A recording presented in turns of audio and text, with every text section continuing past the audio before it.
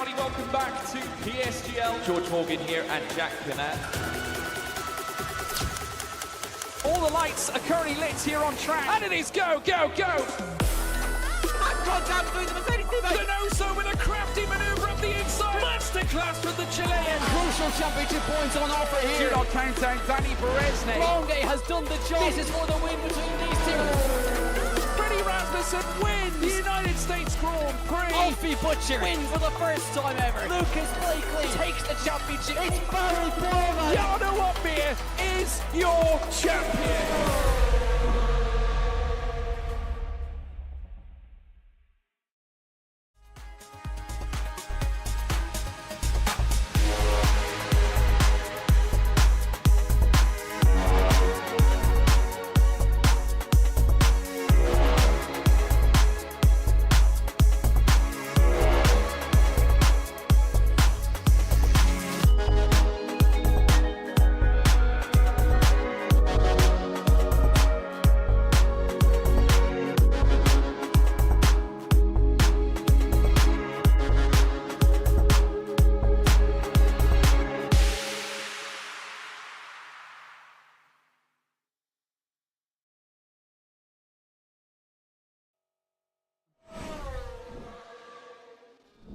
Ladies and gentlemen, welcome along. It's another round of your PSGL season, and we're here for round number 7 here in Singapore. And we are here with your F4 stream. F3 and F5 kicked us off this evening, or F5 was not live, but F3 would have kicked off the viewers' evenings, and we're here tonight for the Singapore Grand Prix here in F4. My name is Joseph Black, aka Cockcass, and alongside me tonight is your regular commentator, of course. I would regularly be in F5, but your regular commentator, Max Ring, is still here.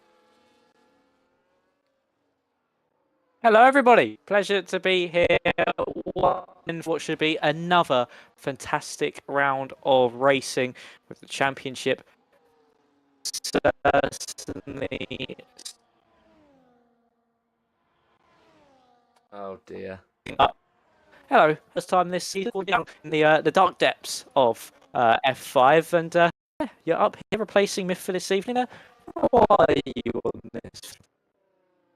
Well, just while we get underway, I think you might need to restart your Discord again because it's bugging out. Singapore, last time we casted together here, we had significant technical issues. I don't remember where or when that was, but I remember us having issues with you being laggy. You seem to have the same issues again, so hopefully we'll be all right and getting into the session. It'll be better than my stream last week, F5, where, well, Lindsay didn't turn up until an hour into the race. So there we go. Hello in chat, by the way, to Kyle, to Louis, to Peachy Dazzle, everybody who's probably joined off the link that I sent in my Discord. Anyway, back into the action. We've got Aaron Raminguez, 3/10 quicker than anybody else at the top of the standings at the moment. Lucas Beisner is in P2, and Florian Vanzelter goes up quickest and is P1 as it stands with a 25.420. Riley Blunt is at the back of this pack and will be setting a lap time as Oliver Knott goes quickest of all with a 25.3. The man who demonstrates so much qualifying pace doing so once again as Isaac Leet goes even faster, the CPI man, 25.2. And he goes up into first place. Oliver Knott just half a tenth behind with Vanzelter in P3. And Raminguez, the early pace setter, down in 4th. The top 14 have set lap times. And the last one to do so on this run at least will be Tom97, Tornimo, Vaso, Roberts and Dak Meyer have all come into the pits. Tom's going to come around the final corner. Where is the Alpine going to put himself? He's going to go in the mid-pack, P9. And there's already a battle forming as we've got, well, 6.5 tenths between first and last. So already cooking up a storm here tonight in PSGL F4. And, well, that's only the first runs. That we've got at least time for 2, if not 3 more runs. But, yeah, Isaac Leek going up to the top of the lap times. And hopefully I've now been rejoined by Max. Hello, can you hear me properly? I can indeed. Hallelujah. I think it could be because my Spotify was automatically opening on my PC, and for some reason it was bugging my internet out completely, but I should be And as I was saying, it's a pleasure to be here this evening. Isaac Lee, of course, as you just mentioned, on top so far after these first few attempts. Vasso, Roberts and Datmeyer are doing their usual stuff, coming out of sync compared to the rest of the field. But yeah, pleasure to be here tonight, Cockcast. The championship is heating up, especially between Tim Tornemo and Louis Welch. And it should be an all-timer of a classic around Singapore this evening.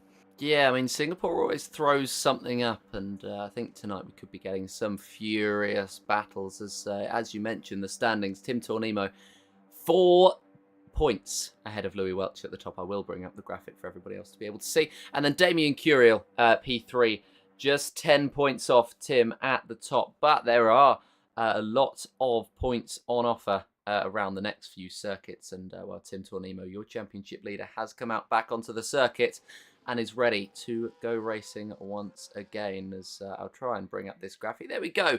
Almost perfect with Tim Tornemo first place and Louis Welch in P2. Damien Curiel taking 3rd place, and the top 3 separated by 10 points. Then Oliver Knott and Igor Piaszczewski in 5th on joint points, with Tom Roberts just 1 behind. Well, I mean, everybody is... Well, the majority of the field, the top 10, is within 24 points. So it's within a race victory of Tim Tornemo. So there's plenty of opportunities tonight for the order to go up, down, and around.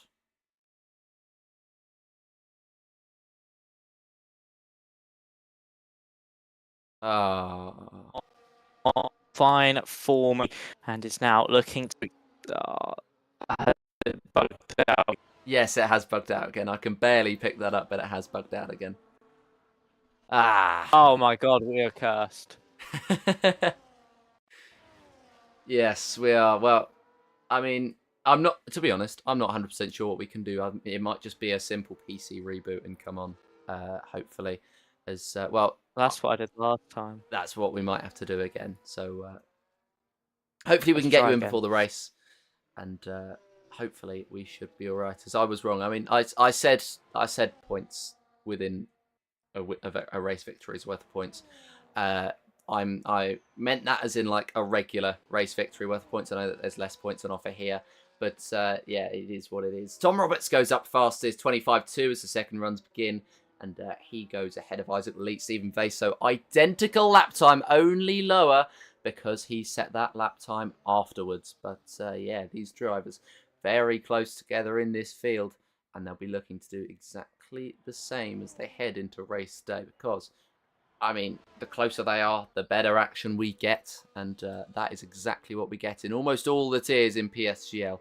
As it's Tom Roberts right on top at the moment, and all the drivers coming through for their second runs now, trying to challenge with the track evolution occurring, which means that the 25.2 should be easily attainable, especially for Isaac Leet, who went into the 25.2s on his first run, and Florian Fanzelter we're watching now, the Kick Sauber, trying to head through the first couple of sectors and trying to improve. He was improving by 4/400ths of a second on that last sector even, and he's going to try and do exactly the same thing here in this one as he heads through the Singapore sling up to the hairpin, down to the DRS straight, the second of 3 on this lap, the third one being down the main straight, but of course the activation is in front of the start-finish line, which is why I describe it as such. Aaron Raminguez, 25.1, fastest of all. Florian Fanzelter lost time in that second sector, drops down and potentially might be out of the improving drivers, which would be a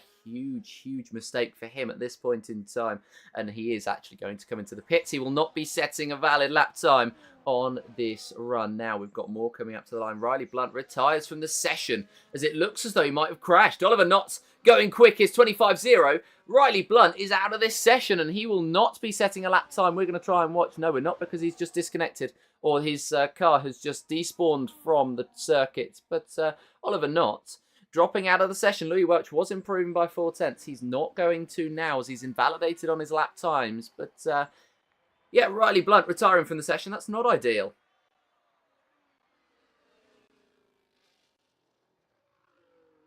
I think Max might be back. I'm hoping that Max is back. Hello, Max. Can you hear me?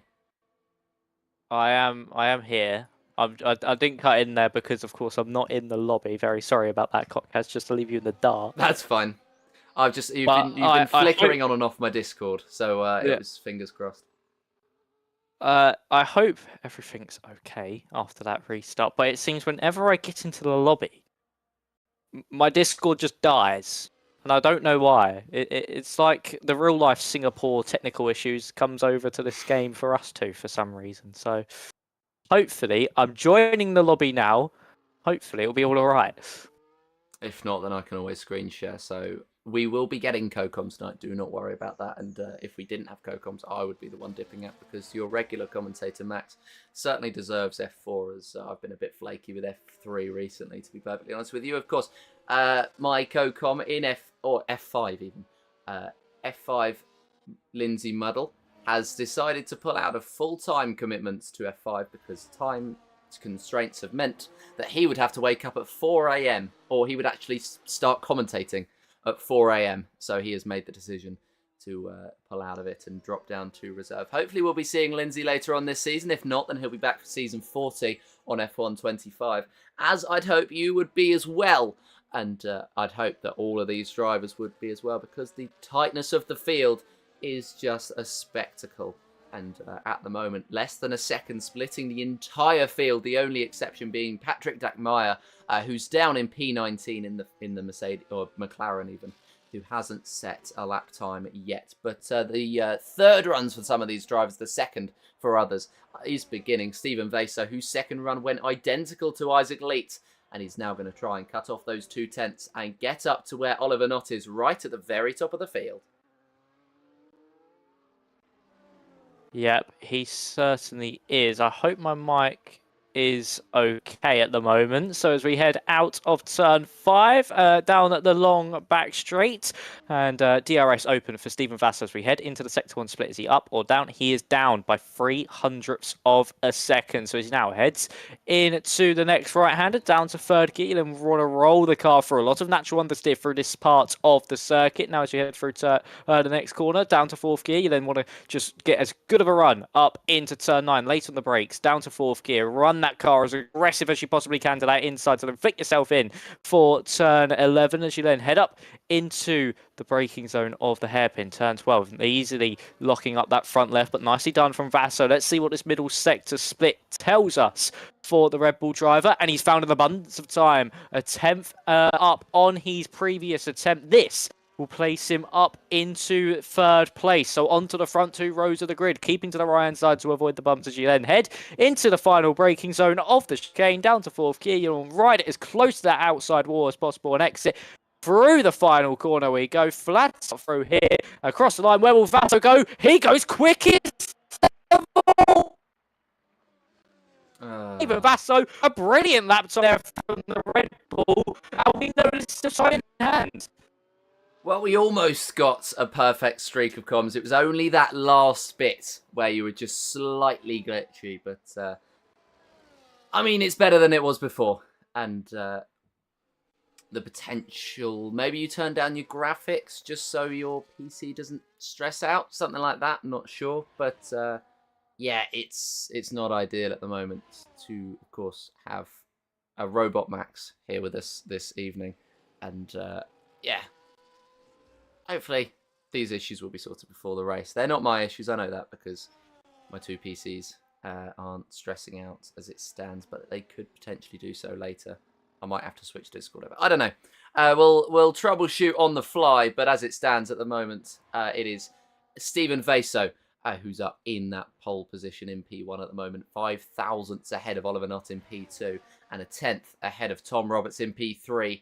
With Aaron Ramirez in 4th, just 3 thousandths ahead of Florian Fanzelter. And then you've got Piaszewski, Leet, Kai, Galindo, and Curiel rounding out the top 10. Curiel, who's been giving me some tips on my own driving recently, so he better put on a good show tonight. I don't think he quite realises that I'm in the lobby yet, but once he does, he will be very excited, I will be sure. We've got just 3 minutes left in the session, and therefore we have one final run being prepared for, as there is only enough time for 2 more laps, one of which being an outlap, the other lap being a qualifying lap, and everybody is going to be trying to beat that 25-0 set by Steven Vaso. Yes, they certainly are. I've just turned down a bunch of my graphics to the lowest setting possible. As enough for the game to be somewhat viewable for myself, but enough for my internet and my PC not to stress out too much. I hope it is all fixed on your end, Kotkaz, and that I am okay speaking-wise. But we do have more cars out on the circuit, one of them being JSD, and it's actually going to be Tom97. Oh, he's on an in-lap. So we won't keep on board with him. So it will be JSC next to set a lap time. Of course, one in Bahrain. He's not been the strongest in qualifying. So around a circuit like Singapore, someone like Jay or like your Louis Welch, who's the man second in the standings, who's not been too strong in qualifying here, Kotkaz. It really is a circuit which could put potentially a nail in the coffin of your championship challenges. Maybe not so much Louis, but for Jay, it certainly could be a big swing in his charge for the championship. It could indeed, and well, it's rearing its head as the championship talk as we head towards the end of the season. Of course, only 3 rounds to go now. A slightly shorter season than the one we would normally be having. Singapore, Mexico, and then Abu Dhabi rounding us off for season number 39 of PSGL, and this is F4, where many stars have made their name in the past, and many stars will be trying to do the same thing here. I'm sure that we'll be seeing, for example, the likes of Damien Curiel up further up in other tiers in future. Of course, Damien P3 in the standings, but 22nd fastest in the entire world in Belgium. So he shows that he's got the pace to be up there. And I'm sure with everybody matching pretty much these lap times, I'm sure there will be many drivers to follow as we've got 45 seconds left in the session, and everybody will be getting ready for their final runs. If not already on their final runs, JST will head round the couple of corners, turn 9 and 10 for 11, and then head out to the straight as Tom97 becomes the second driver to retire from the session, the first one being Riley Blunt, who crashed out, I believe, into the bridge section. JST improving by under a tenth of a second. He's improving by 3/4 of a tenth of a second, and that would put him not quite up with Lucas Beisner. He's going to try and find this time in this final sector to catch up with Beisner, and if he can do that, he'll be tagging onto the rear of a lot of these drivers. P8s down to P12, all in the 25.3s. Up to the line comes JST with a 25.1, and he goes 6th place. Pretty solid stuff from him. We've got Oliver not improving by over a tenth in that first sector. The checkered flag is waved. The drivers are setting their final lap times, and we could be in for the quickest of the evening by far. We certainly could be. One to keep an eye on is Oliver Knott. Look on board with Louis Welch as well. He's up by half a second in that middle sector. So could the man fighting for that championship with Tim Tornimo put himself into that top 10? It'll be DRS open as we come to the line. No, just misses out. Slots in behind his teammate of Tom97 into 13th. Basner with a corner. He's invalidated himself. But let's have a look at Oliver Knott. He's made a mistake. Oliver Knott aborts the lap. Steven Vaso is now attacking, heading down into the final chicane. He was up by, I think, 400ths in that middle sector as he's now coming up to the final corner. Can we break into those 124s with the Red Bull? Across the line he goes. No, we just miss out, but it is good enough to improve and stay quickest of all and put one hand closer to that pole position. And I think, unless Tim Tornimo can do anything, no, he cannot. He starts in 16th for your championship leader. We will not get anyone fighting for that pole position. So it's Steven Vaso from Oliver Knott. But what a lap time there from the Red Bull at the end. It was a minimal improvement, but enough just to extend his reach on that pole position. And he takes it under the lights here in Singapore. And the Red Bull man looking to capitalise on a strong form in a circuit that isn't featured too often. Yeah, and he's taken that pole position by almost 300ths of a second, which in this sort of championship is not a significant amount of time. I mean, everybody in this field splits by 0.8 of a second. They are so close together, and the race will soon to be underway. Of course, we've had our 20-minute qualifying session. The drivers have had their opportunity to go as fast as they can around Singapore, and now it's down to managing and down to everything else to get into that race day. And, well, it's just a different scenario to a qualifying session where, for example, the likes of Stephen Vaso can't demonstrate that outright pace that he used to get that 25-0, nor can Not or Ramirez. It's more about managing the tyres, managing your fuel load, and managing your setups as well. And, well, the Ukrainian driver has set himself up well, though, to start from the front. And he will be starting on pole position alongside Oliver Knott as we will be getting underway. And very, very soon for your race around Singapore, just to run you through the grid order, it's going to be Stephen Vaso who takes that pole position away. Oliver Knott taking P2, and then Aaron Ramirez in third place. Fourth is going to be Tom Roberts, with fifth place being Fanzelter. Sixth for JST, seventh for Igor Piaszczewski. Good qualifying session there from the two Haas drivers. And then eighth for Kai. Ninth place goes to Isaac Leak before Carlos Galindo rounds out the top 10. And there's a whole half a tenth between Galindo and Curiel. Then it's Tom 97, Louis Welch, Lucas Beisner, Bogdan Moldovan, Tim Tornimo, Patrick Dackmeyer, Riley Blunt, and Daniel Gottschalk to round out our 19-car field. But what a field we have, and what a race we have ready on our hands around the Singapore Grand Prix.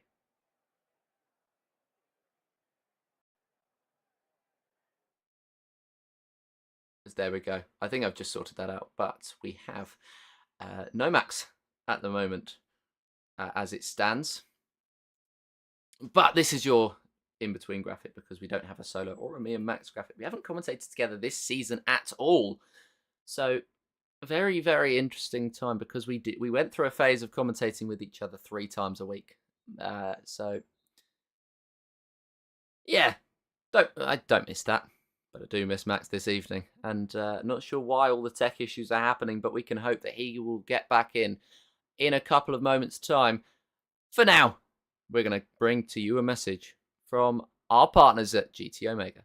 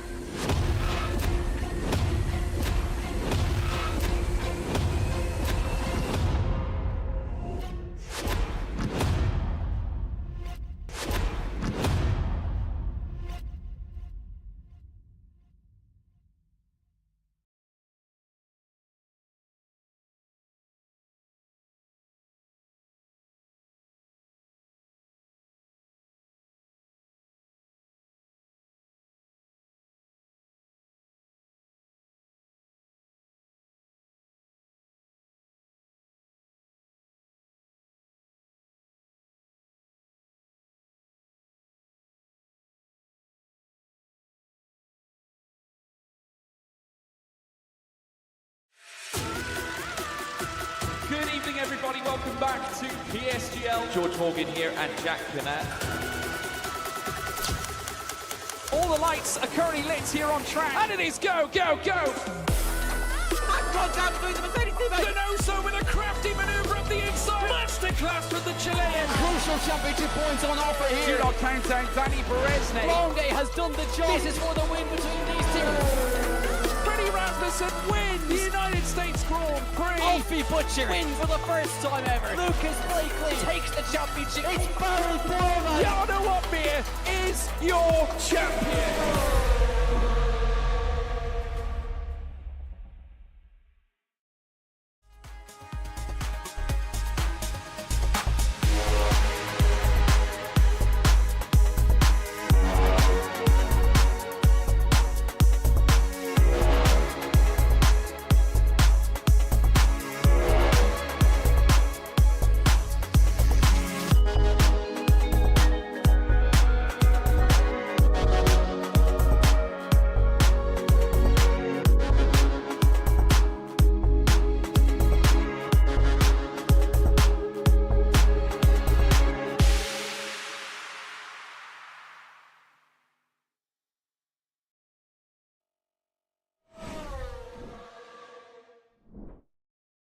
We're right back for your PSGL action, and welcome back to the pre-race discussion after a couple of mentions there from our advertisers, well, GT Omega, and also PSGL themselves as we round out this season, head towards next season on F125. Very exciting looking game.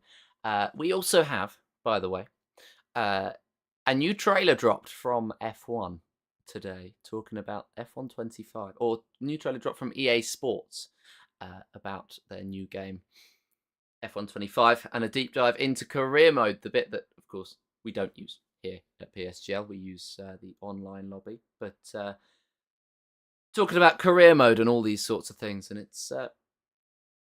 it was looking pretty good. My team is looking like it's going to be in for a good year. Of course, you can be a team manager now instead of, what would it have been? It would have been like it was a driver owner, I think was the official term. As well, Max will try and get back in as soon as he possibly can, and then we will be getting to race day. And well, we were waiting as well for the lobby to get restarted, of course. F125 is an exciting sounding game, but we've still got to deal with F124 and all the issues that come with it. For example, the ghosting issue and the non-ghosting issue that gives everybody a lot of points and a lot of time in their laps. 28 of you in here, which is good. It's good to see the support of everybody here. However, I'm not seeing enough movement. I'm not seeing enough chatting. Give me your race predictions then, of who you reckon is going to take this week. I'm joking, by the way. That was a ninja joke, which is probably very outdated. I reckon that was about 2019 times, something like that. Anyway, back to the point. And well, we will be looking forward to F1 2025 very, very soon. F1 2024, we are still racing on, and we have to deal with the ghosting issues. The ghosting issues they didn't have in F1 Esports. Instead, they chose to run with the ghosting off, and then you can see the whole difference that you get there. But for now, we will run as we are with ghosting, and then hopefully soon we can get rid of all of those lobby restart things, and then the action will be underway already, as opposed to waiting a few minutes, because I simply cannot wait for PSGL action to return here. As we'll just have another look at the drivers' standings. Tim Tornimo just 4 points ahead of Louis Welch. Damien Curiel holding on to that P3 with Oliver Not Your Pole Man in P4 and Igor Piaszczewski in P5. We are heading to race day, and well, he was on pole, wasn't he? As we now have Max is rebooting the game. Max is getting back on, and I believe Max might be back in the comms box.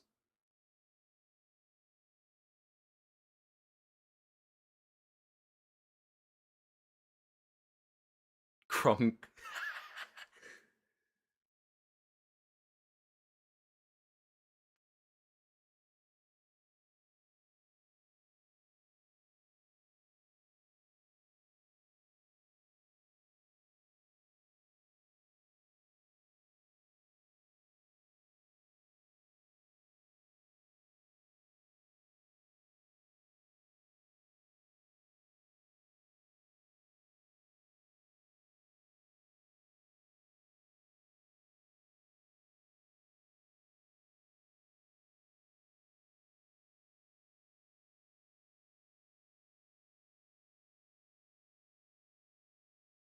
Yeah, it's one of those circuits where safety cars are almost every race where you get a safety car. And, well, tonight it would certainly throw something into the mixer, as it means that the strategies are sort of thrown up. I think some of these strategies might even be pertaining towards a safety car. They'll be waiting for one, predicting when it's going to happen, and maybe starting on the hards, waiting for that safety car to come out, whether it's lap 1 or lap 11 or lap 21, and then coming in to switch onto a set of whatever the appropriate tyres would be at the end. But yeah, I mean, there is always a point in the race where we go, and talk about our race predictions. So I will ask you once again, as per usual. I mean, you haven't commentated with me in a while, so you might have forgotten, but every single race, we go through race predictions, and, well, what are your thoughts?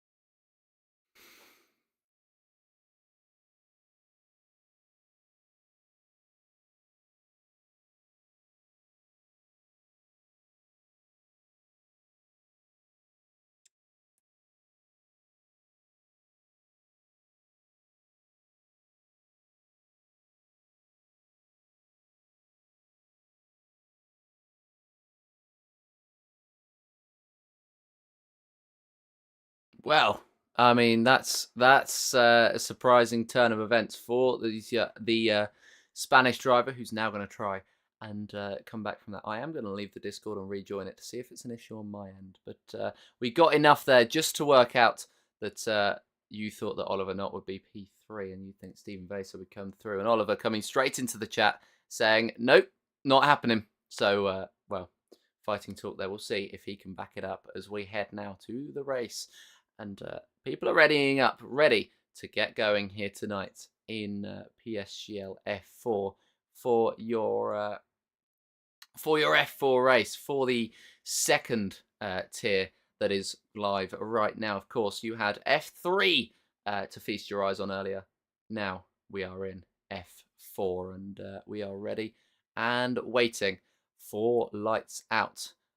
And there we go. Why don't we throw a little bit back to the session? And we are back to the session, getting ready to get going. It will be the setups on, the tyres on, the fuel discussed, and everybody in their VCs talking about their engineering. And then we will be going to lights out. And, well, we'll see if your prediction rings true. I'm going to go just because he was in my stream the other day. A Damien Curiel win from P11. I reckon there's going to be a little bit of carnage with all the safety cars, and I reckon somebody might be able to come through. Even if it's not Damien, I think somebody lower down the field will be able to qualify low, but finish high. Just having a look at all the tyres. Everybody currently sits on the mediums. I think the main strategy here, is it medium soft? I'm not actually too sure. I've not done many Singapore races on this game, so I'm not too sure on the strategy. I think it's either no, I don't think it'll be a medium soft. This track is well too abrasive for that. I reckon it'll be a medium hard that the drivers are going for, or a hard medium. I do not, unless actually there could be a spot of rain somewhere later on in this Grand Prix, because of course we are at Singapore. Never rule out the rain either. So Cock we may be thinking it could be alternate strategy, could be something a little bit different compared to most circuits, but could we potentially see some rain on the horizon? That might be why everybody is on the same set of medium tyres, because the rain comes after that medium stint. I think it's going to be very interesting to see if there is any rain around here tonight. Of course, rain is a regular occurrence at Singapore, but when it rains, it pours here in Singapore. And, well, it's one of those things, you know, you never quite know. Some have switched to the hards. Riley Blunt has gone to the softs. We're going to go to the 5 red lights here in Singapore. And the action's underway. Stephen Vaso is going to try and take the outside line into turn number 1. Aaron Raminguez is going to try and do the same thing as well as they head now through turn number 1. Raminguez are not going a little bit ghosty as they head through turn 1 and now up to turn number 3. But it's Raminguez who comes out in P2, not getting off to the greatest of starts. He can come under pressure from Tom Roberts, but can't quite do so. And he stays in P3 as we head now down the straight. just trying to hold on to all of these positions. Fanzelter and Roberts ghosting both of them. Roberts is going to defend ahead of Fanzelter. JST now down the inside of the kick Sauber, trying to make that move stick. It's going to be a late-breaking move for one of them. Who's it going to be a late-breaking move for? The answer is JST, who's now going to hold that inside line. Fanzelter did well to hold on around the outside, but he drops back down in. But JST up to P5, good start for him. Raminguez up to the front row, good start for him as well. But Stephen Vaso leads away. Yeah, nicely done from Stephen Vaso. Did that absolutely superbly. And Oliver Knott didn't really have a looking into turn one to get by the Red Bull. And Raminguez was like, thank you very much. I'll just head to the outside line, sweep right around you with the momentum and take that second place from you. So your biggest gainers and losers on this opening lap so far. Biggest gainer is Daniel Gottschalk, up 3 places, followed by Carlos Galindo and also Louis Welch, both up 2 places respectively. And your biggest losers are Kai, Bogdan Moldovan and Patrick Datmai, who have lost some places as Damien Curiel makes his way past Lucas Baisner to the inside there through the chicane. Nicely done from the Aston Martin. As we head up across the start finish line for the first time in this Grand Prix, it is Stephen Vaso who still leads the way. Raminguez, though, will not go down without a fight. This man, he's got pole position 5 out of 6 times this season where he's attended this, of course, this evening being the first time where he has not picked up pole position when he's participated in qualifying, and he is looking out for a first race victory. He's the nearly man. It just doesn't seem to go his way, just a wrong strategy decision, and Raminguez always have that one little blunder. But could today be the day he finally gets his hands on that elusive win? And contrary to what has been so far this season, not a pole position start. So is that what he needs to potentially take a race victory, not start on that oh so important pole? So heading into the hairpin once more. He's still behind the Red Bull, but I would expect this for a majority of this opening stint as drivers just get into their rhythm and start to acclimatise to the circuit. Yeah, I wouldn't be surprised as well if Isaac Leet drops off the top 8 pack and we see DRS broken between Carlos Galindo and Isaac Leet, as Leet and Kai are both on the set of the hard compound, and that's probably why Kai lost quite a few positions at the start. I believe it was 2 that he dropped down as... Yep, it would have been 2 that he dropped down, swapping exactly with Carlos Galindo.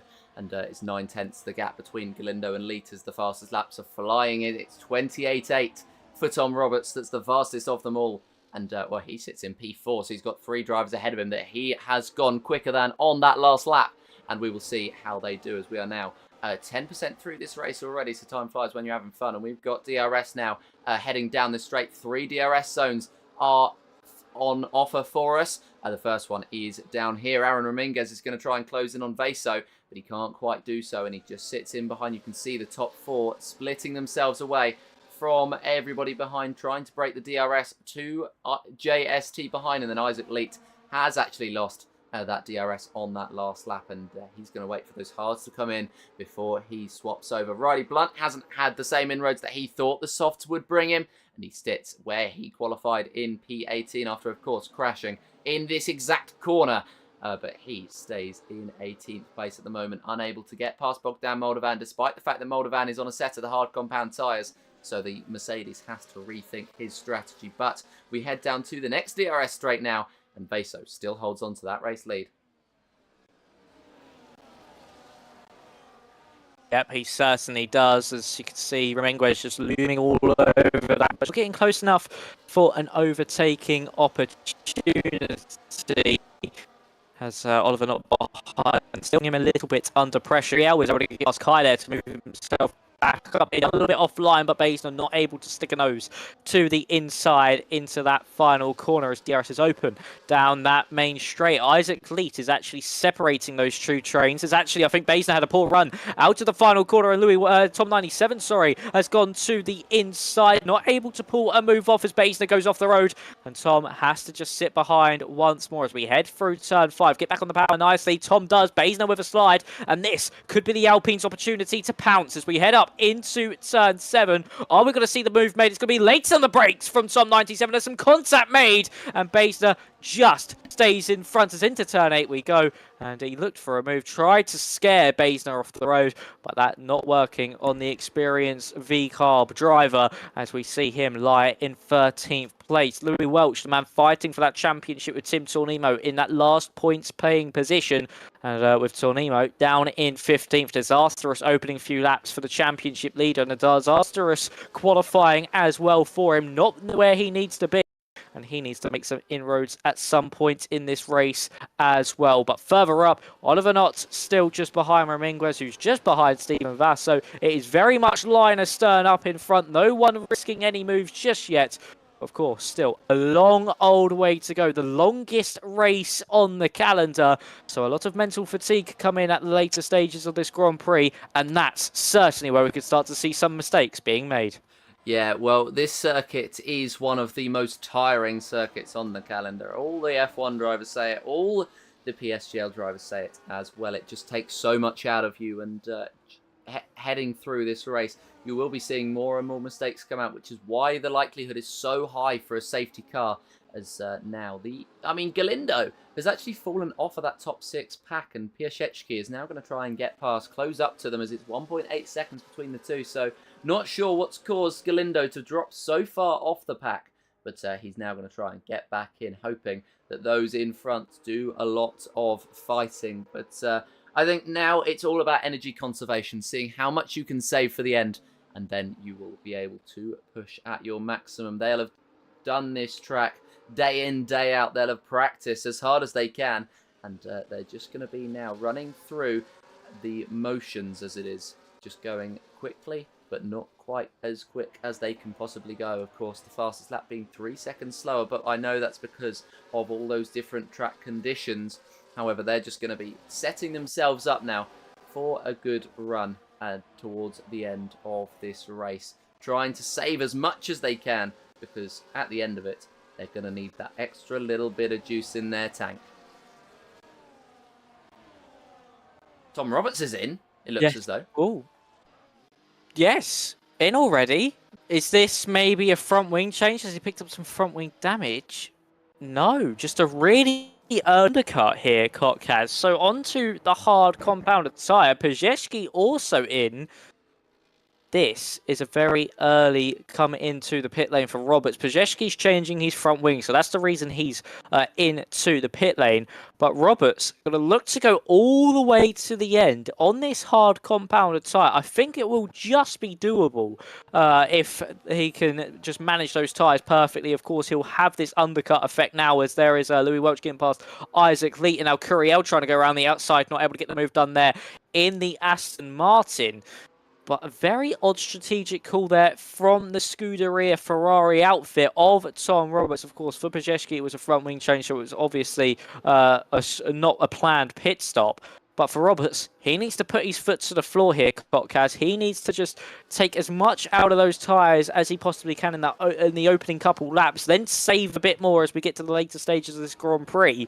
But for Roberts, a strategic call that could be make or break for this Grand Prix. I think he's hoping here that once he gets to the front of the field, there is a safety car that saves him and is able to put him onto another set of tyres. I think he's feeling as though being in that train is actually holding him up, and they've made the executive decision to take him in. But no, because he's not the only one. So maybe it's a agreed decision between a lot of the drivers as the second Haas car of Aaron Ramirez comes in now, as does Fanzelta, Curiel, Gottschalk and Tornimo. So those mediums not working from the looks of things, and they're coming in now for a set of the hard compound tyres. Really, really do not understand this strategy. If you're going to go 5 laps into the race and then switch, you're going to go onto a set of the softs, surely.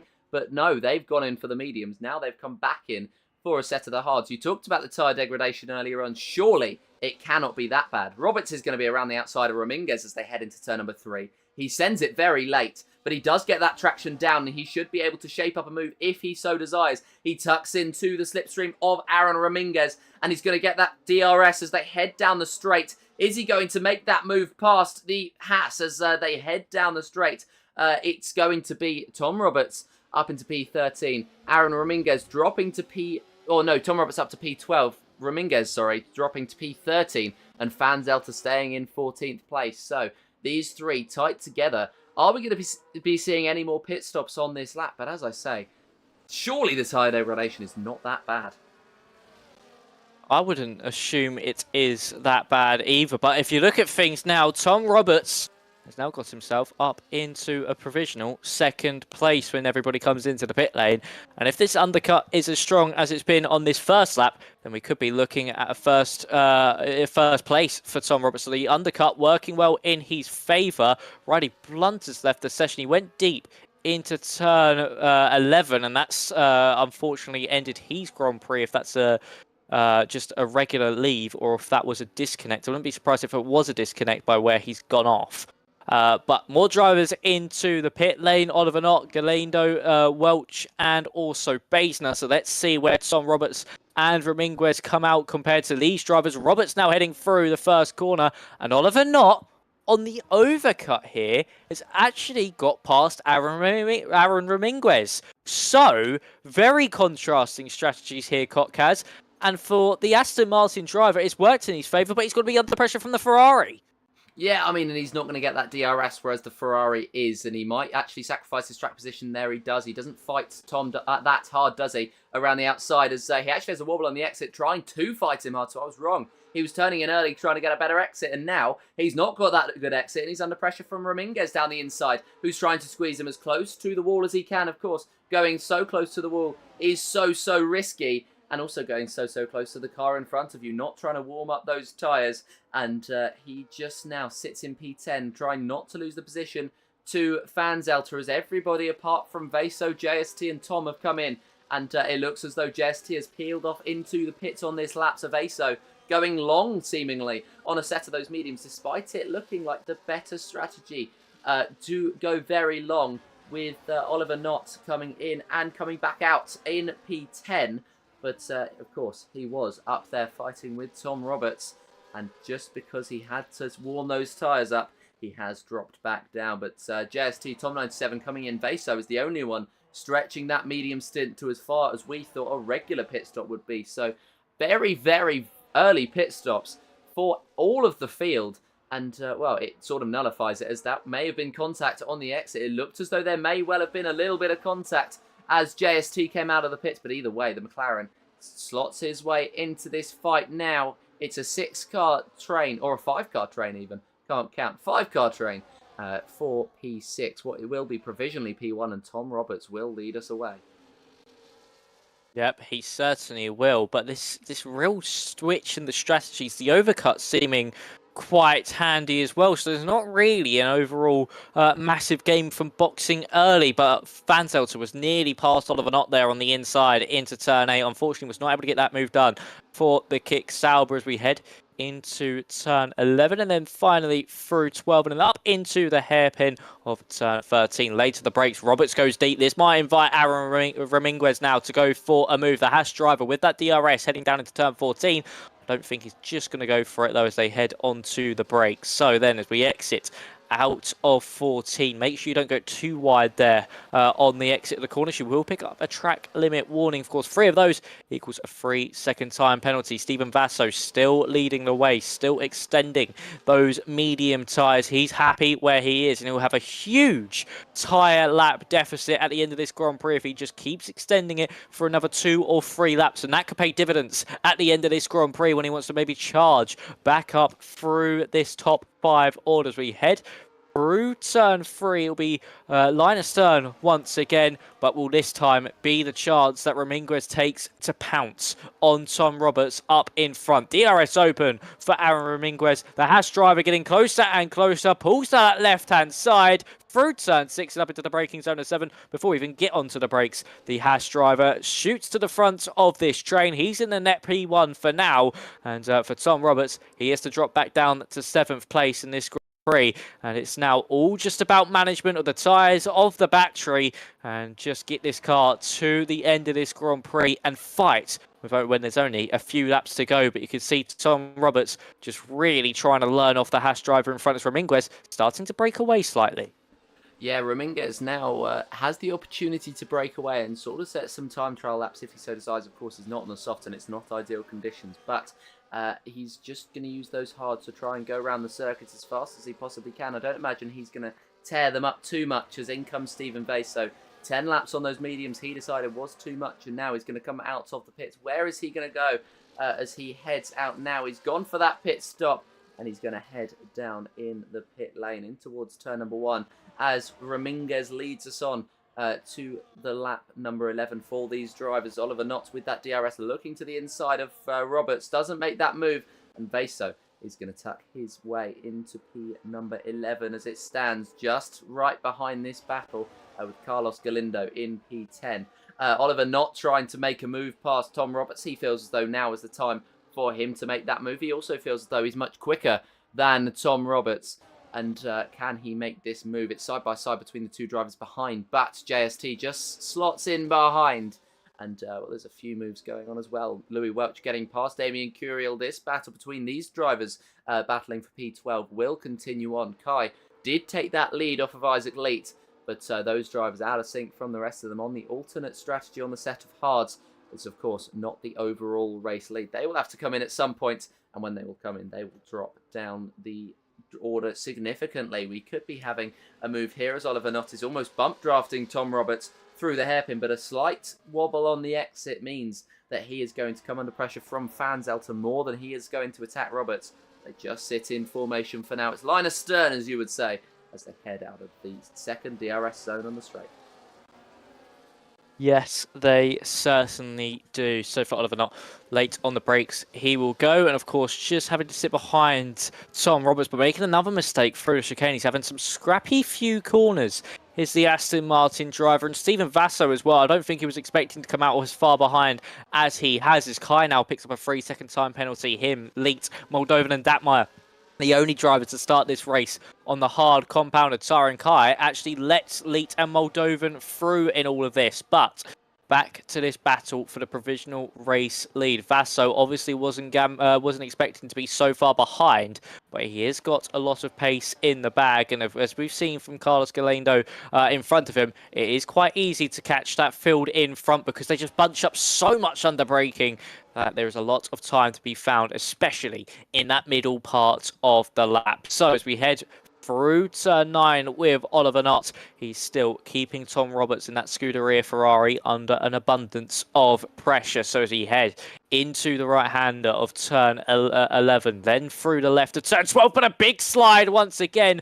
Oliver Knott just messing up his lines ever so slightly, just getting a little bit too feisty, too aggressive with the steering angle and also the throttle inputs, causing him to just have these moments. And that's what's costing him in this battle with Tom Roberts, and certainly could pay dividends at the end of the Grand Prix if he keeps doing this. If he keeps making these mistakes, it could cost him that race victory. So as we head into the chicane once more, and you can see once again another huge moment through that chicane for Oliver Knott. He's just getting too feisty. He's getting too impatient. He's really just wanting to get past Tom Roberts, but in doing so, he's allowing Florian Vanzelter to go for the move on him up into turn 1. The kick Sauber late on the brakes. Is he going to be able to get the move done? He forces the Aston Martin off the road. A slide for the pair of them. More contact as Knott rejoins the road. Now as we exit at turn 3, up into turn 5. And it is Oliver Knott who just takes that position. But with Vanzelter right under his rear wing. Oh, we're going to see the move being made up into turn 7. He's going to look to the inside line as the kick Sauber. Who dares brake later? It's Vanzelter. He forces Knott off the road. And there goes the kick Sauber up into P7. JSD could also get the move done on Oliver Knott. Yes, he does. 2 places lost in 2 corners. And Oliver Knott drops down to the back of his train. And crucially for Tom Roberts, he's broke that. He has broke that DRS. And, well, Oliver Knott, at the moment, trying to rebuild it back up. He is, I'd argue, the quickest driver of the lot. But he is making just a couple too many mistakes as it is. And just going almost into the back of the other drivers on a number of occasions isn't exactly the way you make the best of friends here in F4, and they will stay in formation as they head through the next couple of sectors. Louis Welch gets back past Damien Curiel as Bogdan Moldovan makes a move for the lead of this race, and they're going to try and continue to fight for this one as they hold on to the top 4 positions at the moment. Patrick Dackmeyer picking up a 3-second time penalty And, well, he's 5 seconds off of the top 3 as it is. So he is really not having the race that he would have wanted. Isaac Leet getting back past Moldovan with the DRS. And he's up into P1 once again. We've got Carlos Galindo now on the back of Oliver Knott and Fanzelter, losing more and more time to Roberts by the lap. Raminguez and Roberts played this one perfectly, just soaked the pressure of Oliver Knott up. And Knott now down in P10 potentially with Carlos Galindo going past. And yeah, just another mistake coming through from Oliver Knott. And that drops him down another position. Lucas Beisner looks as though he may well have disconnected from the session. If not, then he's just ghosting pretty much constantly as he heads through this sector and losing a position to Tom 97. Could lose another one to Tim Tornemo. But the RB at the moment, yeah, there we go. He's not left the session. He must have just made a mistake somewhere, which almost lost him all those positions and certainly lost him a lot of time as he follows through now. Big lockups for all the drivers in this little group here. And he's going to try and get through. Discord down, says Antics. And, well, that would explain it as Tom 97 goes off and retires from this session. We've got our first virtual safety car. Tom Roberts just slamming into the wall. And off he goes.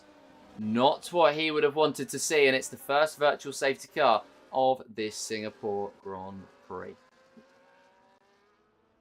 Something about Discord is always throwing up an issue in particularly mine and Max's commentary sessions, I always find, as the races are neutralised and we get to take a look at the scenario. Leek, Moldovan, Kai and Dakmeyer will be disappointed in the fact that they haven't been able to come into the pits yet, but they're going to be trying to... I think they're going to be trying to extend the stint, if anything, and just see how long they can take those hards before they have to switch onto a set of the mediums or even the soft compound tyres at the end of the race. It looks as though these softs, or these hards, are going to last a very long time. Those mediums and those softs, not so. And, well, yeah, the race being neutralised at the moment gives us an opportunity to try and sort out some of the tech issues that we've got. But I think this might just be a worldwide Discord issue.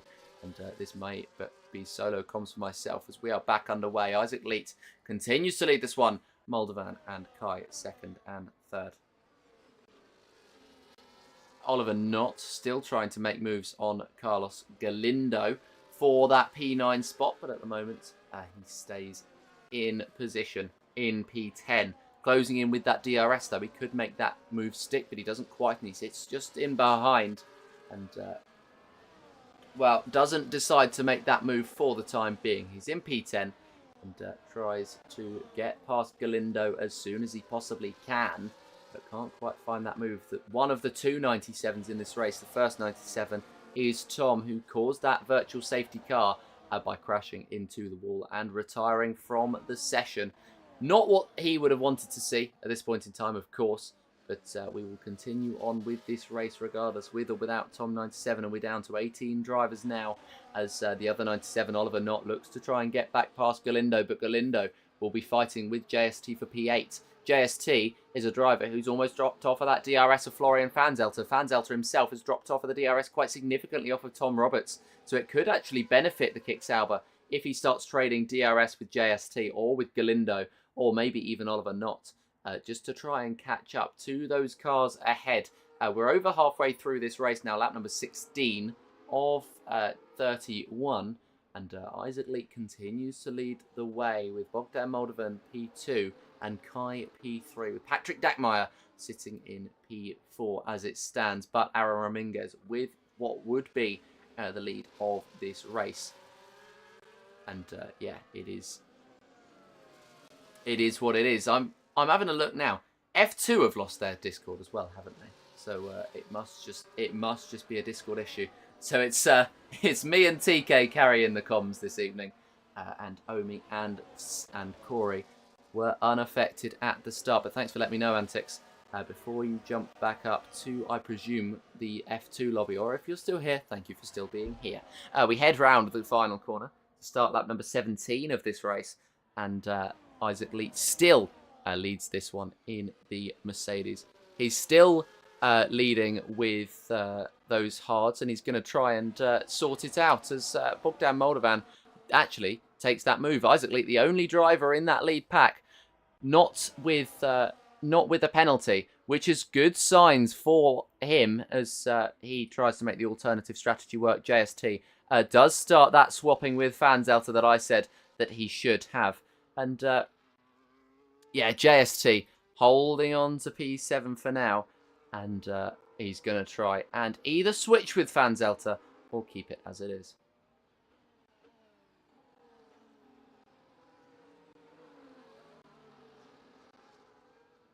So I'm just trying to notify Max that it's not actually his issue.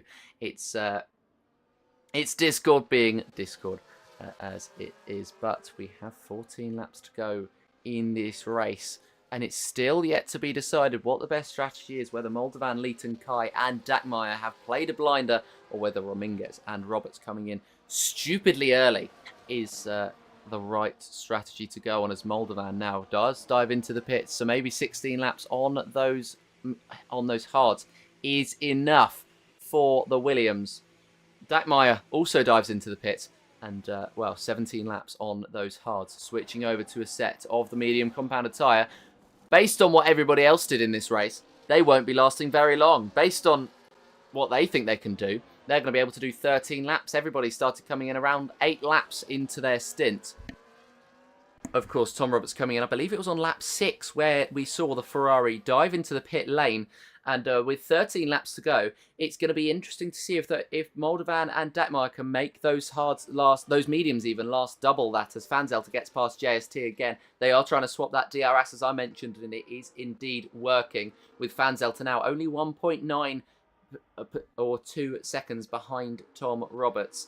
And, well, it was 3.9 on that previous lap, so they are definitely closing in on Roberts and Rominguez, and the battle for the race lead could still be on. The 2 CPI drivers continuing as long as they possibly can. Leighton Kai taking the alternate strategy. When they come out of the pits, they'll be behind Igor Piasecki in 15th place, potentially even behind Moldovan in P16, because of the fact that they've gone for the overcut. Of course, it doesn't give you track position, but it does give you a lot of, well, it gives you better tyre, where it gives you a lot of advantage on that front. They both dive into the pits. So we'll be seeing, for the first time in a number of laps, the real race leaders return to the top. It'll be Aaron Rominguez leading this one, with Stephen Vaso getting past Oliver Knott.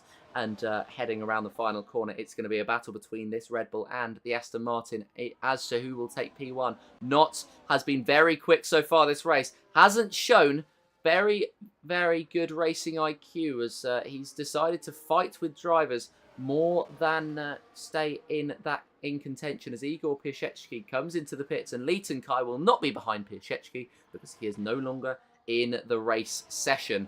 We continue on now with Oliver Knott going around the outside of Stephen Vaso, taking P6 away and trying to gain back up. These two fighting has dropped them out of the DRS of Galindo, but with JST and Fanzelter trying to swap and Galindo just sitting in behind in P5, I think this is the opportunity. It's a perfect opportunity for Knott to try and climb back in. And, well, yellow flag's still out for some reason, even though Piasecki is sitting in the pit lane. And I'm not sure why they are still out, but it is green flag racing here in Singapore, and it's been green flag racing for a very long time. The only exceptions have been when Tom97 crashed, and now when Piasecki has an issue, as Oliver Knott has an issue on the exit and slams into the wall. Oliver Knott has lost his front wing, and he's had one too many wobbles on the exit of corners, and that is Oliver Knott crashing, and will now have to come into the pits to replace half of a front wing, leaving Stephen Vaso to fight it back into that DRS by himself. But Knott, who had so much pace in this race, probably the quickest of this entire pack, has fallen victim of his own racing and drops down now. Will drop down out of the points. Very, very disappointing there for him. But, yeah, Oliver Knott now coming into the pits, and he's now going to try and come back out of the pits and see if he can do anything in this race. He does come in for a set of the mediums and swapping onto that set of tyres as JST goes past Fanzelter with the DRS, and up into P3 he goes. 1.9 seconds between himself and Roberts, so the gap has stabilised despite the fact that Roberts and Rominguez haven't been doing any swapping, but they haven't been doing any battling either, and that is the crucial part of this race, as now we head on to 20 of 31, only 11 to go, and Rominguez continuing to lead this race. JST has actually closed up. I was wrong. JST has closed that gap to 1.5 seconds between himself and Roberts. And it's going to bring Fanzelter, Galindo, and potentially Veso into the battle as well as we head through the next few laps in this race. We're 2/3 of the way through this one now, this Singapore Grand Prix that is so tight for these drivers, and it will get ever tighter.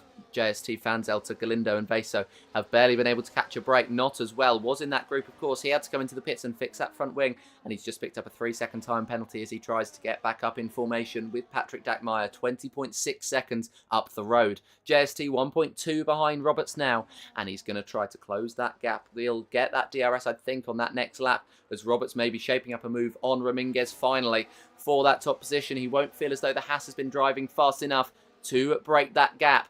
And DRS open now for the Ferrari as he heads down the straight. Can he make this position stick, or is he not quite going to be close enough? He didn't have the greatest of exits onto the DRS straight, and he's going to sit in behind once again. 1.2 and now 1.1 between Roberts and JST, and it could even be within DRS by the time the next straight rolls around. He's going to have to be very quick through the next few corners, but I reckon he may well just be able to do it. And JST needs to push now. If any time to use his DRS, it is now. And 1.1 seconds off of Roberts in P3 will become 0.9 seconds off of Roberts, late braking into this corner. But has he done enough to get to within that DRS? I don't think he has, and he's going to have to wait another lap to stay within it.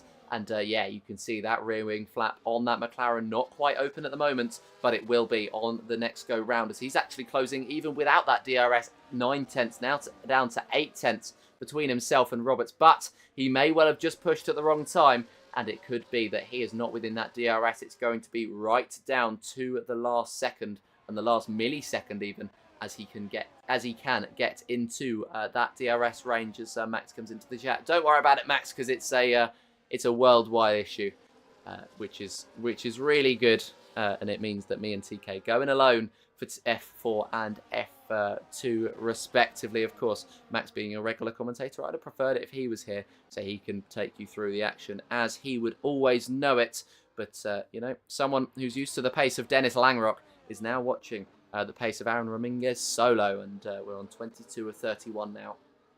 They're going to close in and try to take those victories as JST 8 tenths behind. He's almost certainly in that DRS. Oliver not showing that pace that he had earlier.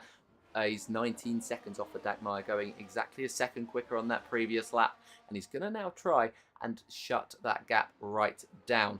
22 of 31, as I said. And the battle at the top has only just begun. Louis Welch 6.5 seconds off of this battle, but Stephen Veso has been able to work his way back in despite that battling with Oliver Knott. I'm sure he's kind of glad that Knott had those issues, which meant that he dropped down the field and now down to P16, out of sync with the rest of the drivers. No safety car yet, though, only a virtual caused by Tom97. And, well, Oliver Knott, the only other driver having significant issues coming into the pits, although Igor Piaszczewski did have to fix his front wing earlier on. Moldovan and Tornimo swapping. Tornimo on an old set of hards, trying to fight back against Moldovan on a new set of mediums, but there's only so much he can do, and he's just sacrificed that position to the Williams as this pack of Moldovan, Leet and Kai have caught up to the main group now, and they're going to try and scythe their way through the field as we head on to 23 of 31. Moldovan closing in on Beisner, and can he take that final points position away? Leighton Kai still behind Tim Tornimo. Patrick Dackmeyer 2.6 seconds off, and he's going to try and close in on what has been a horror weekend for the McLaren. The alternate strategy is going to now try and play its way into effect for Dackmeyer as he tries to do something different. As well, closing in for Bogdan Moldovan, not quite got that overspeed, but Damien Curiel does on Daniel Gottschalk. And he's going to be around the outside as they head through. Big slide for Curiel. That means that he makes contact with Beisner, which opens up the door for Bogdan Moldovan. They went 3 wide momentarily with Isaac Leet looking down the inside. He's made his way past Tim Tornimo. Beisner and Moldovan still fighting as that is Beisner into the wall. No front wing for him after Bogdan Moldovan gave him a right old squeeze. And that is Beisner out of this session. That's one way to get past a driver. And Lucas Beisner now drops to the back of the field, and he will be behind Knott, but ahead of Riley Blunt. No safety car though, and luckily no wheel lost for Beissner, so anything can still happen in this race for the German, but now he's going to have to come back into the pit and sort himself out once again. But Kai getting past Tim Tornimo into P12, and those mediums really lighting up right now. As we head on to lap number 24, Raminguez ahead of Roberts. And it stayed this way for a very long time, but JST closing in will be putting the pressure on Roberts with those newer hards even. He's going to try and get through. Fanzelter closing in as well. Beissner has actually chose to retire from this session, so he's not done a Not or a Blunt. He has actually come in and retired from the session, becoming our third retirement of the session. Not has become the fourth. We may well be seeing Riley Blunt become the fifth as he comes up now to be lapped. As I'm trying to get Max to rejoin because Discord is now back up. And, well,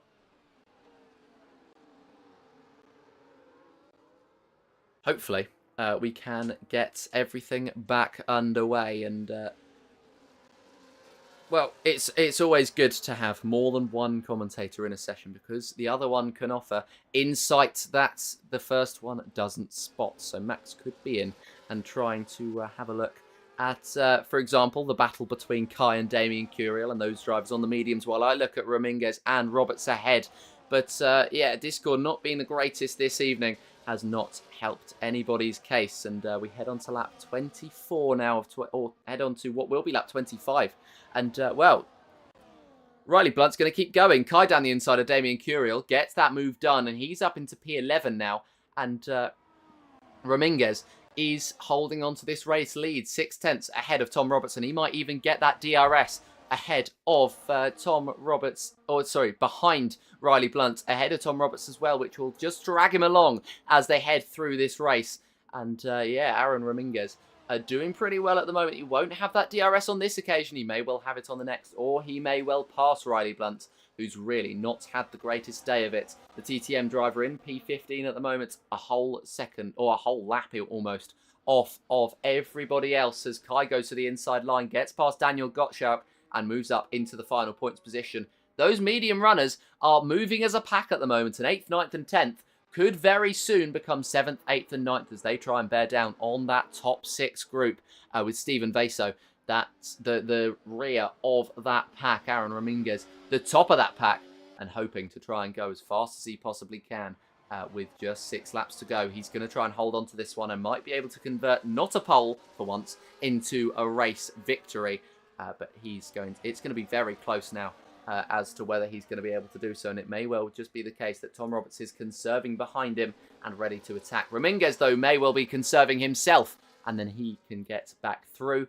As it stands, it's Aaron Raminguez, 7/10 ahead of Tom Roberts. Patrick Deckmeyer makes his way past Tim Tornimo, just about giving the Ferrari enough space, but those hards going off. It looks as though, at the moment at least, the mediums are the right strategy to go on to.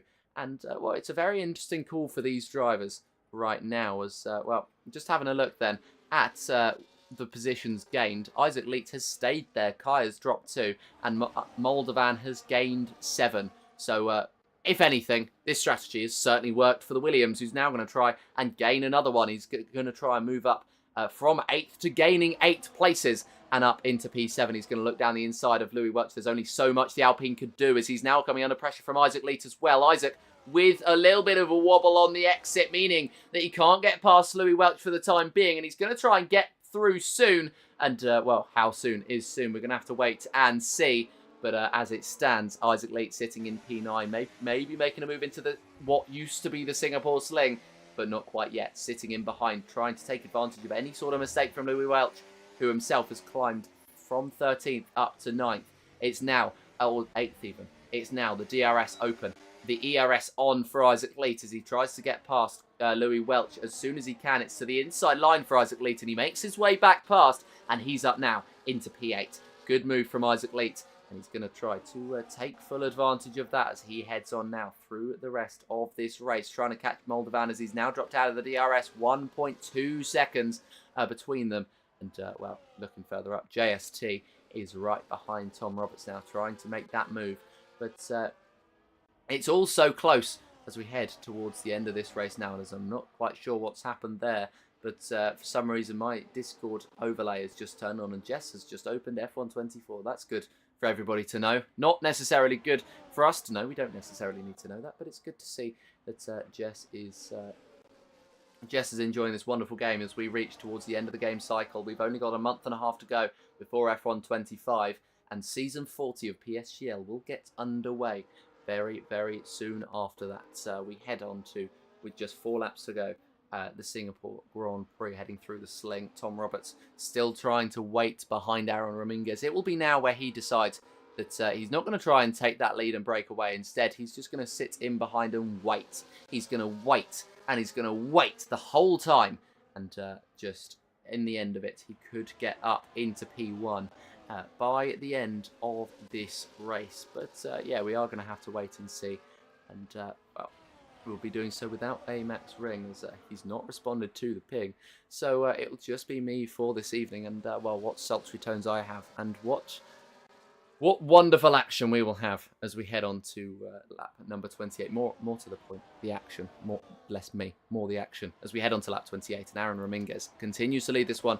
Steven Vaso, who started this one on pole position in P6. So he has that pace in this race, but he hasn't quite demonstrated it just yet. He's got the youngest set of hard tyres out of all of these drivers, and he's going to try and maybe scythe his way up now. Everybody wants to be in Tom Roberts' position in P2, but that is where the Shizou man is sitting at the moment, of course. Tom Roberts, very, very good at sitting in P2, as supporters of potentially other divisions may well have worked out recently. But Steven Vaso now wants to make his way past Galindo. Don't forget as well that the Williams and the Red Bull both have penalties to their name, which is not ideal for them as they head through the final few rounds of this circuit. Aaron Ramirez holds on to the lead. It's Tom Roberts in P2, JST in P3, and Florian Fanzel to P4. And I'd imagine those 4 will be the top 4 at the end of this race. But it's whether Galindo and Vaso want to make moves up as to whether they will be making those moves up the field. And well, they'll need to make those moves aggressively, quickly, and they'll also need to give themselves the best opportunity to break away, unless they feel as though they can get rid of those penalties. And they've only got 3 seconds worth, so it is a potential that they might get rid of those penalties. But now, big braking zone for Steven Vaso, who just goes very, very deep and tries to hold on to it. But now, around the final corner, he will try and get the run on Carlos Galindo, but can't quite do it. It's the top 3, I think, that will be fighting over these positions. Fanzelter as well, so the top 4 even trying to fight over position. P5 Galindo and P6 Vaso. I think they'll just be happy with consolidating those positions for the time being, but with Bogdan Moldovan 7 seconds off with a 3-second time penalty as well, I don't think they'll come under too much pressure from behind. So if they do want to fight their way up, they absolutely can. And well, they've got to get on with it though, as we head on to the last few laps of this race. And it's now a potential for a lot of scrapping, as Bogdan Moldovan demonstrates that as he's fighting with Isaac Leet very hard for that P7. They've, of course, worked so hard together to get up into P7 and P8 in the first place, and now it's just every man for himself in that battle, but they're hoping to stay over 3 seconds ahead of Louis Welch. Otherwise, they will be dropping down a position. CPI's Kai also having a 3-second penalty, but it's Louis Welch in P10 without a penalty that they will be concerned about. We are heading through the DRS zone once again, but once again, still no moves for this top pack, as they all wait for somebody to make a move and to do something, and then everybody will try to find their way through. But now we will head on to what will be the penultimate lap of this race, and Aaron Ramirez will lead us onto it, and Tom Roberts will sit in P2, JST in P3, and Fanzel to P4. Galindo slightly off of the pack, 5/10 behind with a penalty, and I don't think Galindo and Vaso will be making those moves forward at any point in this race, but Aaron Ramirez will continue to race this one on. Are any of the drivers on control? And no, they are not. Or potentially, actually, they are, but I don't think so from what I know. I think they're all on the wheel, but I could be wrong. And, well, I don't know, is the answer. I think they are, but I think they're all on wheel. But, yeah, I feel as though the wheel has potential to be quicker, if that makes sense. So they have more opportunity to be quicker than on controller. They can make more mistakes on controller, but we see fast drivers on controller as well. So I don't know what I'm yapping about. Anyway, we are heading through. Of course, actually, they will be on wheel because they're on PC. So the likelihood is that they will be on PC and on a wheel as well. We are on the penultimate lap of this race. And we've got Tom Roberts chasing down Aaron Ramirez. Is now the time where he tries to make that move? No. Is now the time where Carlos Galindo defends from Steven Beso? Yes. He looked as though he might be trying to get the run on Florian Fanzelter, but couldn't quite make that move. And just sits in behind now. And I'd imagine, as I said before, I think he's going to stay in there for the remainder of the race.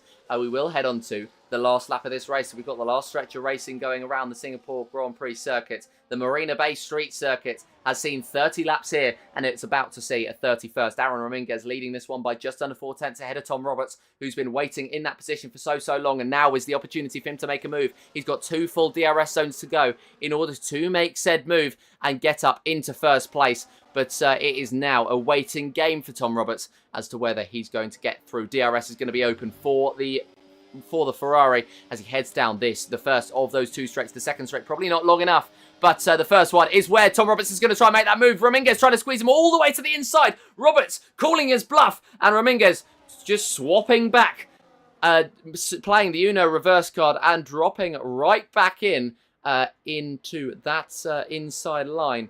And Roberts did make that move. He's now in the race lead as he was just about able to get past Ramirez and up into that race lead. Ramirez, though, has that DRS down the next straight, and he's going to try and fight back. He's led this race for so long. It's the first race where he hasn't gotten pole position, but will try and win the race. But contact from behind JST means that Ramirez won't get the exit, and Tom Roberts is going to go on to win this one here in F4. Tom Roberts is about to take that victory away as he pulls out over 1 second ahead of Aaron Ramirez. JST, a late send to the inside line on Florian Fanzelter, meant that he tapped the back of Ramirez, and he's now in P3. Ramirez in P2, but it's going to be the Shizou driver, the Ferrari man of Tom Roberts, who comes around the final corner to take victory here in PCF4 in Singapore. What a victory that was in the end for Tom, who will close down the gap to the championship leader, Tim Tornimo. He'll actually overtake Tim Tornimo. Oh no, he won't quite. He'll be 1 point behind Tim as they head to the next round 2, actually. So my maths is very off, but Tom Roberts takes that victory here today. And what a victory that ended up being, despite all the tech issues. It was a great race to watch. And, well, Aaron Ramirez is not happy about that P2 in any way, shape or form. He would have felt as though that was his victory to take. And at the end of the day, when it's all said and done, he didn't quite do it. It was a mistake at the right time for the Ferrari driver. It was a mistake at the wrong time for Ramirez, and that meant that the British driver came out on top. Ramirez in P2, JST in P3, and Fanzelter taking P4. Then a 3-second gap to where Galindo and Veso set themselves after those 3-second penalties. Then it's Leet, Moldovan, Kai, and Curiel. Leet, Moldovan, and Kai, who took that alternate strategy and made it work. Curiel came across the line with that final points position. Then it's Welch, Gottschalk, Tornimo, our championship leader outside of the points, and then Patrick Dackmeyer and Riley Blunt rounding out our grid today. But there we go. Poor races for Welch and Tornimo, the 2 at the top of the standings. Only 1 point for Damien Curiel and a DNF for Oliver Knott. And Piaszczewski as well opens up the door for the drivers P6 and below to close in. Tom Roberts, of course, will be gaining all of those points. So will JST. Isaac Leet's got a decent chunk as well. And, well, Aaron Ramirez, even though he isn't in that championship fight just yet, he's going to look to try and do so. His best position was a P6, but P2 could have been on for a race victory as well. But there we go. It's very, very close in the championship. And, well, we haven't got long to go in said championship. After this round, there are only 2 more rounds in the season. A season that we have so enjoyed, in a season that is nowhere near its end just yet. With only 2 rounds left to go in the season, we have Mexico and Abu Dhabi on our hands. But until next time, it is goodbye.